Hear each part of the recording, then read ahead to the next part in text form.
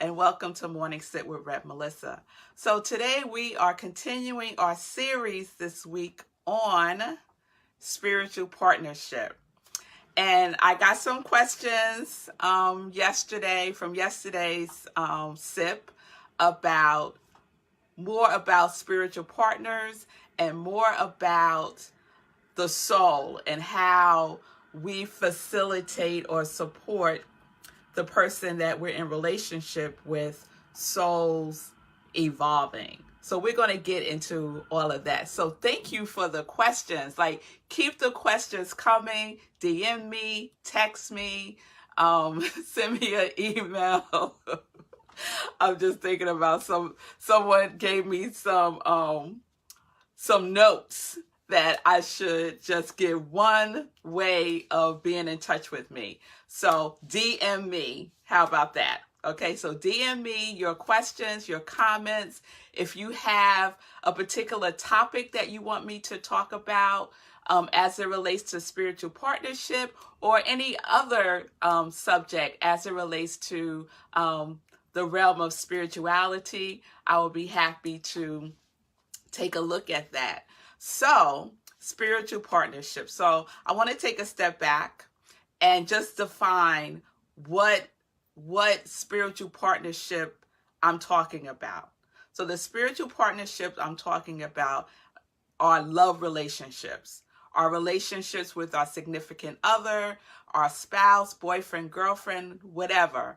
The person that you are in a committed love relationship with is what I'm talking about when I talk about spiritual partnership. And is that spiritual partnership grounded in you supporting each other in your own spiritual growth, right? So a lot of times we just jump into relationships. You know, we're just feeling good. You know, we're on that high and that honeymoon phase, and we just like going along just to go along because it feels good and we feel that we love this person, love is present, right? And there are no conversations happening, or there might be. Are there conversations happening that are based in what your intention is for the relationship? So not from the place of like, what's the next step that we're going in our relationship? Like, are we going to get married? Are we going to, not that conversation. The conversation that is rooted in what is my intention in this relationship? What is it within me that I know is going to show up in this relationship that can manifest disharmony, unbalance, disagreement, right? Because we're in relationships, so those things are going to come up.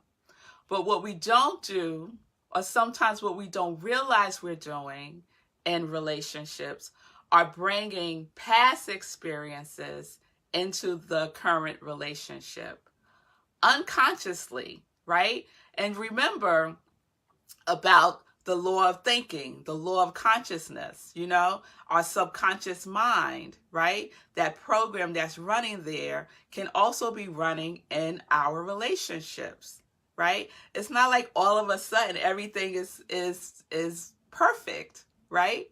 In the sense that you have resolved all of the issues that you need to resolve within yourself.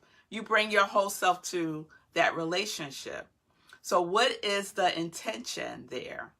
Are you holding an intention for that person to evolve, to grow spiritually, to recognize their wholeness and the path that they may need to take in order to do that?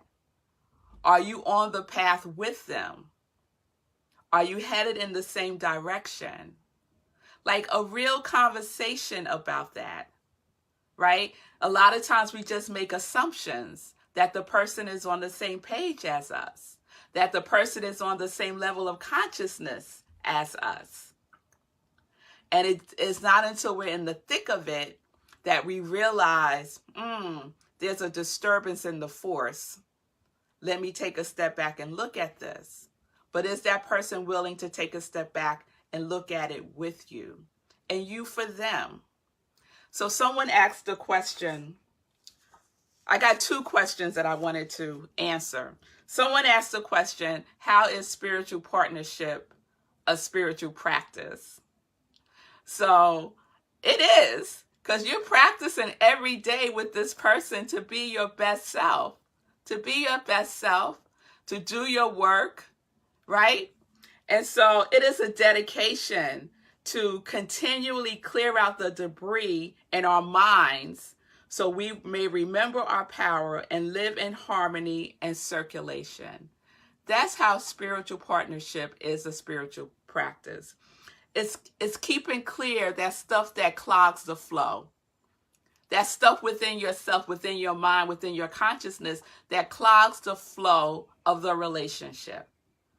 Practice that every day, clearing out the clog, clearing out the upset, clearing out the disappointment, clearing out whatever it is that needs to be cleared out to keep that flow going. And are you both committed to making sure that you have cleared your clog before you engage with each other?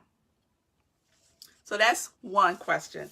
The other question that came up was, how has Marco supported me in my, how has Marco grown my soul, or something along those lines? So one, no one can grow my soul, right? So it's about, and I might be getting it wrong, but the point is this, it's support. It's about support, right?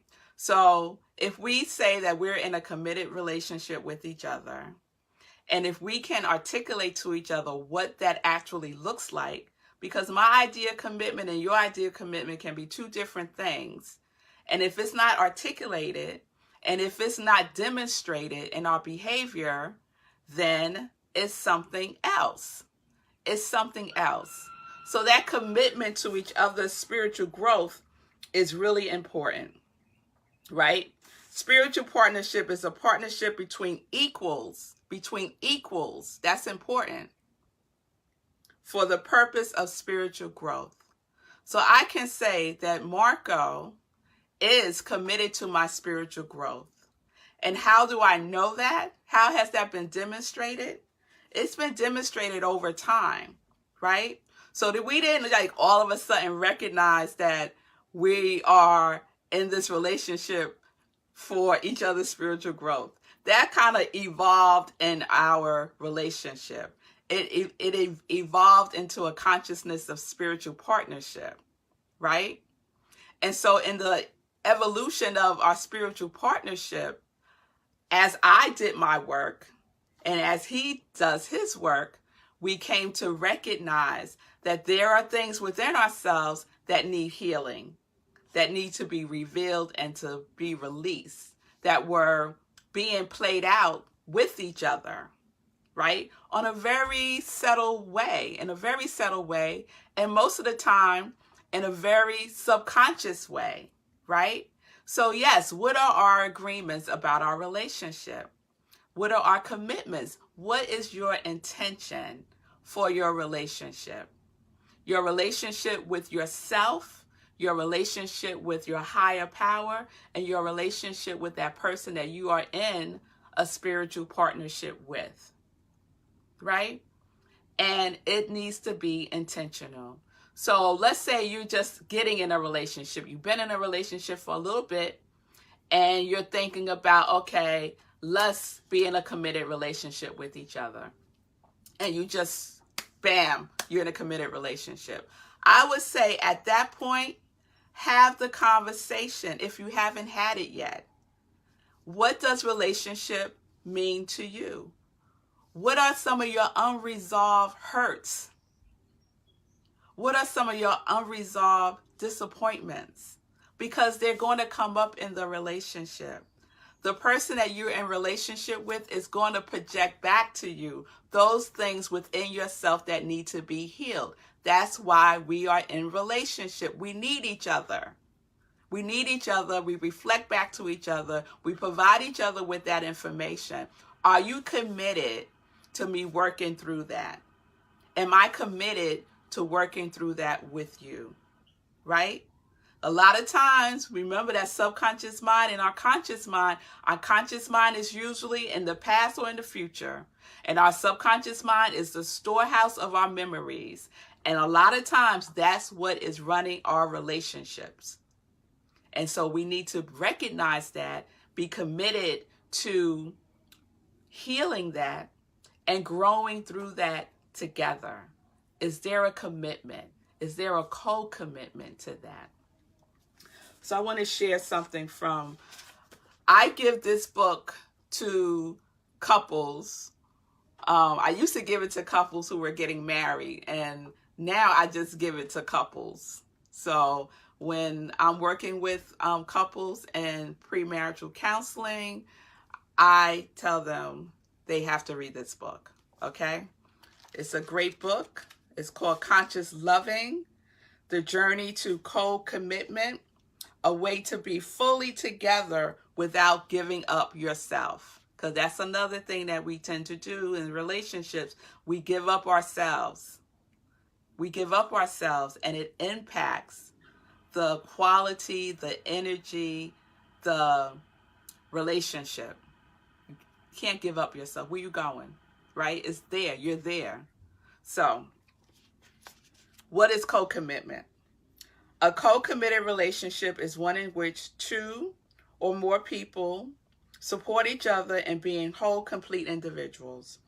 The commitment is going all the way. The commitment is going all the way to letting the relationship be the catalyst for the individuals to express their full potential and creativity.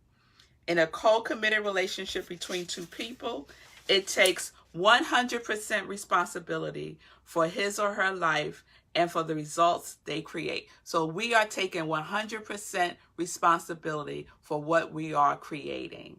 I am creating this relationship. You are creating this relationship. Are we co-creating? Or are you over here doing your thing and I'm over here doing my thing? That's not spiritual partnership.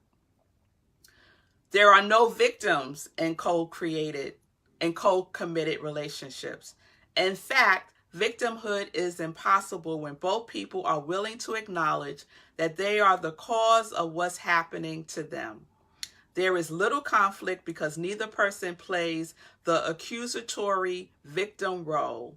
With the energy saved through lessened conflict, both people are free to express more creativity.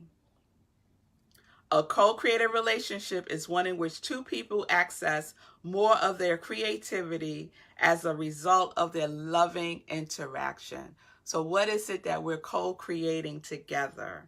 Are you taking responsibility, 100% responsibility for what you are creating in your relationship? Or are you blaming it on the other person? He made me mad. Really?